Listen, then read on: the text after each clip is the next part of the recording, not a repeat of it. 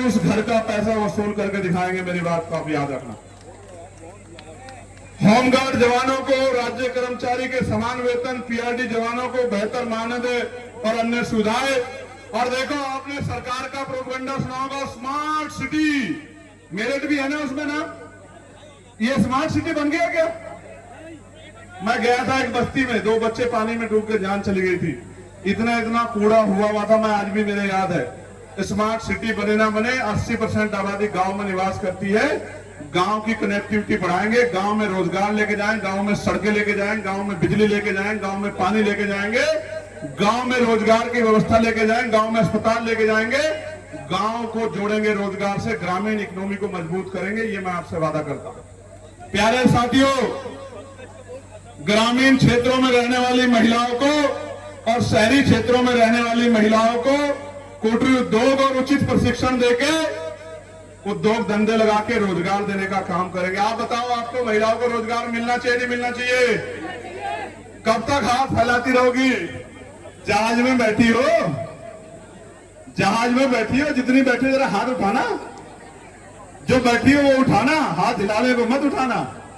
नहीं बैठी हो तो ये कहां लिखा है, कौन सी किताब में लिखा है, कौन से ग्रंथ में लिखा है कि जहां पैदा होंगे वहीं मर जाएंगे और महिलाएं हवाई जहाज हेलीकॉप्टर में नहीं घूम पाएंगी? किसने लिखा आपकी किस्मत में?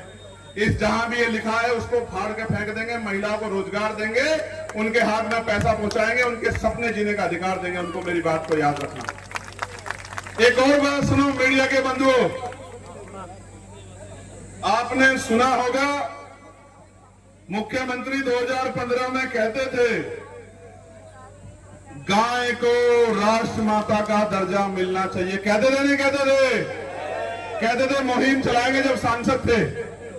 और अब उनसे पूछा तो कह रहे उत्तराखंड में खड़े हो गए, उसमें बिजनौर में हमारे यहाँ। क्या जरूरत है?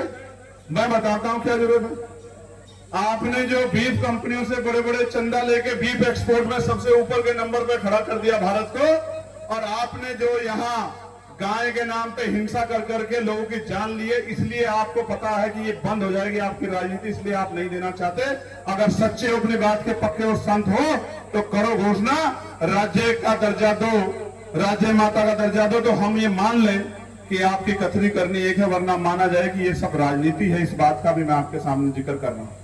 प्यारे साथियों, 69,000 शिक्षक भर्ती के जो अभ्यर्थी हैं उनको उनका अधिकार दिलाने का काम करेंगे। पेपर लीक जैसी घटनाओं पे सख्त कानून बना के दोषियों की संपत्ति जब्त कराएंगे और अभ्यर्थियों के लिए वार्षिक कैलेंडर जारी करेंगे, जिससे परीक्षाएं समय पर पारदर्शी निष्पक्ष तरीके से कराई जा सके।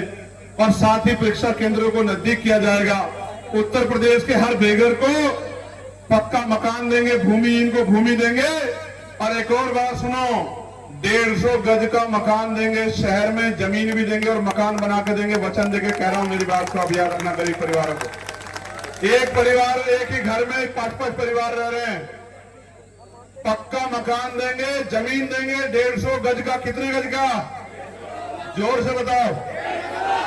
नहीं, मेरी आवाज ज्यादा है। इधर वाले बताओ कितने गज का?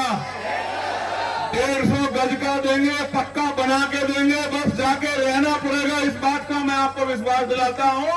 ये बात आप मेरी नोट कर लो। ये शॉपिंग मॉल बनाएंगे, हम शॉपिंग मॉल के विरोधी नहीं है। हम पहले लोगों के लिए पक्का घर बनाएंगे, उनको इज्जत की जिंदगी देने का काम करेंगे। हर परिवार के लिए 150 गज का घर आएगा।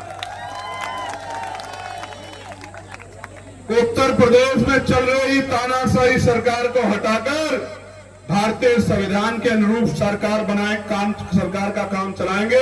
और अंत में जो मैंने पहले कहा था, न्यूनतम वेजेस कितना है बता दिया ना मैंने आपको, 753 रुपए। आप कहीं काम करो, 753 रुपए से कम अगर कोई आपको देगा तो उस पर कार्रवाई होगी। ये सुनिश्चित करेंगे, चाहे आप खेत में काम करो या कंपनी में या हॉस्पिटल में या कहीं भी या कहीं। 200-250 रुपए पे काम नहीं होगा। और आर्थिक मंदी जिस तरह आई है, आपने देखा नहीं देखा? कच्चे तेल के दाम कम हो गए ना, लेकिन पेट्रोल डीजल 100 पार कर गया, सेंचुरी मार दी। लोगों की और कितनी जेब काटेगी ये सरकार? गैस पे 993 रुपए बढ़ा दिए, 1000 रुपए लगभग। बिजली पे 10% सरचार्ज बढ़ा दिया था, हमने लड़ाई लड़ी, हमने पीसी करके कहा तो वापस करना पड़ा। आपके यहाँ स्मार्ट मीटर लगा के 5-6 हजार का बिल कर दिया। ये सरकार, मुझे तो ऐसा लगता है आने वाले कल में खून भी बेच देगी गरीबों का, और खून बेच के सरकार चलाएगी। अभी उत्तराखंड में इसी केंद्र की डबल इंजन ट्रिपल इंजन की सरकार ने 135 करोड़ की कंपनी में, जिसमें हजारों कर्मचारी काम करते हैं, उसको 121 करोड़ में बेच दिया, जबकि वो मुनाफा दे रही थी। इसका मतलब ये सारा निजीकरण करके आपके आरक्षण को खत्म करना चाहते हैं। मैं आज आपको कह रहा हूं, संख्या के आधार पर आरक्षण लागू करेंगे। और अंत में अपनी बात को खत्म करते हुए मैं मुस्लिम भाइयों को भी कहना चाहता हूं, कहां इधर उधर चक्कर काट रहे हो, डर के परेशान हो रहे हो, आ जाओ, इन अम्बेडकर वादियों के साथ आ जाओ। एक बार बाबा साहब की शक्ति को समझ के देखो, आपकी मस्जिद, मदरसे, खानका और आपके ऊपर जो जुल्म हो रहा है, उस जुल्म को जड़ से खत्म कर देंगे। मेरी बात को आप याद रखें। ये बुलडोजर को ताला मार देंगे और इस बुलडोजर को ठीक करके इसको फूलों वाला ताज बना देंगे सभी के लिए। मेरी बात को आप याद रखना।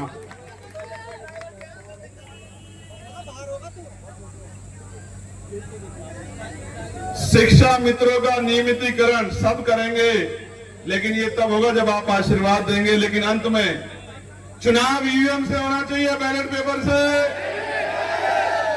ईवीएम से कह रहे हो क्या?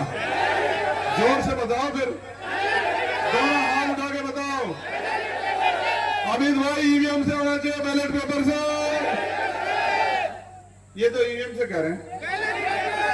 अपने अपने स्थानों पे खड़े होकर बताओ किस चीज से होना चाहिए। जो जितनी जोर से बताएगा उसी बात को माना जाएगा। जोर से बताओ किस चीज से होना चाहिए, किस चीज से होना चाहिए, किस चीज से होना चाहिए। इस ईवीएम का गला दबाने का काम भी बाबा साहब अम्बेडकर के बच्चे करेंगे। मेरी बात को याद रखना।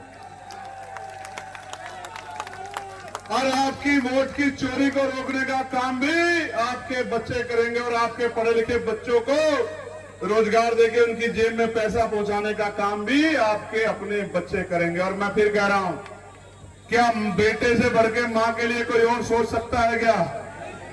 तो बेटा खड़ा मुकाबले पर, इंतजार देखे आपका। बताओ आशीर्वाद दोगे या नहीं दोगे? बताओ, दोनों हाथ उठा के बताओ, आशीर्वाद दोगे नहीं दोगे? अच्छा, यात्रा में चलोगे मेरे साथ? गर्मी हो रही है, पसीने आएंगे, सड़क गर्म है, तकलीफ हो जाएगी। देख लो, मेरा तो काम है। मैं तो जिस दिन मुझे गोली लगी थी उस दिन मुझे पता लग गया कि अभी मरने वाला नहीं। अभी तो आपके आंसू पोंछने हैं, आपकी गरीबी, बेबसी, लाचारी की बेड़ियां काटनी है। अभी तो आपके बच्चों को और आपको स्वाभिमान सम्मान का जीवन दिलाना है। तो मैं तो नहीं मरूंगा। मैं आपसे पूछ रहा हूं, गर्मी से परेशान तो नहीं हो जाओगे? अच्छा, ये कह रहे हैं, वालिया जी कह रहे हैं आगे, मैं यहाँ के जिले के मंडल के सभी नेताओं का बहुत बहुत धन्यवाद करता हूं। उन्होंने बहुत ताकत लगाई, मेहनत की, डिटेन कर दिया, बैनर फाड़ दिए, धमका लिया, डरा लिया, लेकिन बाबा साहब के सिपाही डरने वाले थोड़ा ही है। देखो चित्तौड़ साहब खड़े, हमारे साथ डरने वाले हैं क्या? उन्हें बताओ डर। तो महिलाओं को आगे जाने दो, ये कहा जा रहा है, माओ को जाने की जगह दे दो, फिर हम लोग चलेंगे। माओ को जाने की जगह दे दो, माँ आगे आगे चलेंगी, बेटे पीछे चलेंगे।